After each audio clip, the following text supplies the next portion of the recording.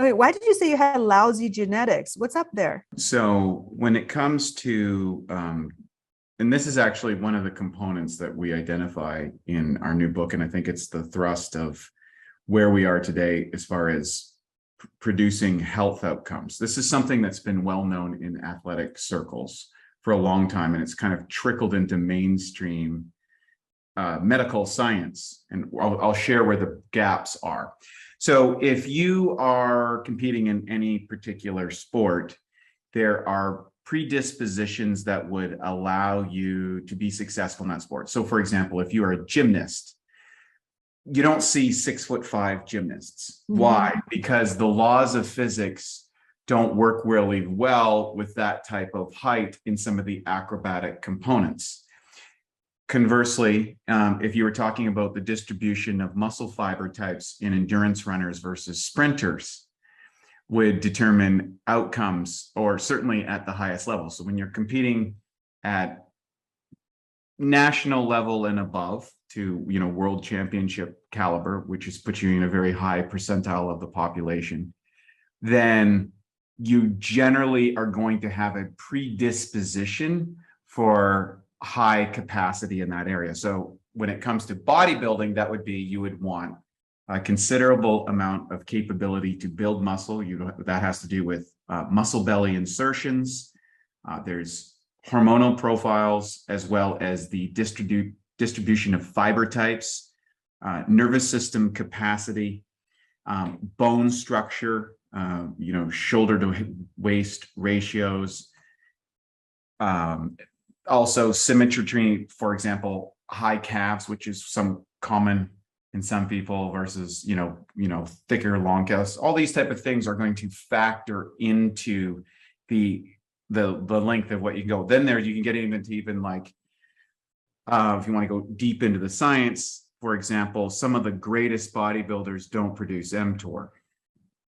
So they don't have the normal physiological limits on their bodies that ordinary people, because to build extraordinary amounts of muscle is not conducive to survival. However, there is an optimal band that you would go to. Same thing as being a Tour de France cyclist, which is, just absolutely unimaginable levels of VO2 max capabilities and endurance. It's not necessarily the best idea to go to the highest level when you're looking from longevity outcomes.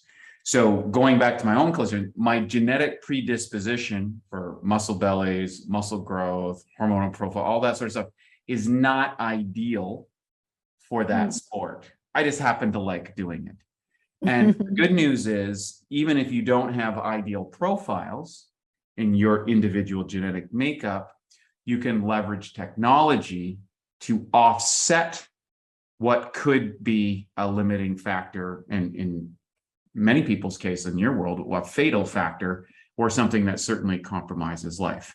So we know that you can change your neurological capability through things like neurofeedback.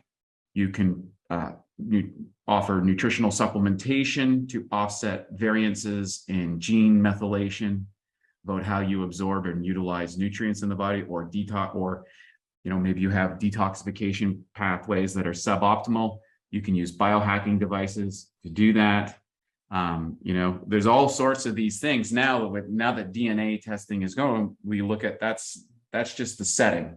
So you have lousy genetics for whatever. Maybe you have unfortunate blood sugar outcomes or heart disease outcomes. Well, okay, that's the cards you got dealt, but that's not has to be a death sentence. You can use science and lifestyle modifications to get desirable outcomes. And so I was able to do that in bodybuilding. I just captured international contests at 50 years old. We're going to the world championships as a grandmaster. Like, I'd never imagined that. So I've literally lasted longer. I've lasted longer than some of my competitors. They came out of the gate and they've fallen apart, but through all of this continuous growth in this area, which we advocate in our company BiOptimizers, was able to do okay, and then now cross-correlate that with longevity outcomes, because muscle's a part of that. So that was a long, drawn-out answer, but I think I wanted to get that to our listeners to paint the picture of what we're moving towards, which is a very exciting future. And I do believe that a 20% extension of our human lives should be readily available for people who are looking at that now as modifications to their lifestyle and to offset their genetics. So for example, if you have we'll say 80 years old is your expected life expectancy. That's not, and if you go by the New England Journal of Medicine, the disability adjusted life expectancy in the United States is 60 years old. That means you're going to be on some sort of debilitating condition and dependent on an array of surgeries and pharmaceutical interventions that are going to compromise your life. Well, number one, you want to avoid that for quality of life first. But at the top end range, if you can do a Pareto's distribution of 80-20 by offset the risk factors that you might have and augment your genetic strengths, I think it's reasonable to say, oh, you can definitely get into that 95 to 100 years expectancy and live a very high quality life. And as we do that, technology is going to keep developing. So we might get another Pareto's distribution that you could, our goal is, I think it's reasonable to expect you can live to 100 healthily and beyond, and ideally a high quality of life in that century. So I'm planning my second 50 years. I've just turned 50. I'm looking at the Century Club now, so I'm going to the next one. And we'll do another podcast when you start your third one. Correct. I'll be much more demand then than I am now.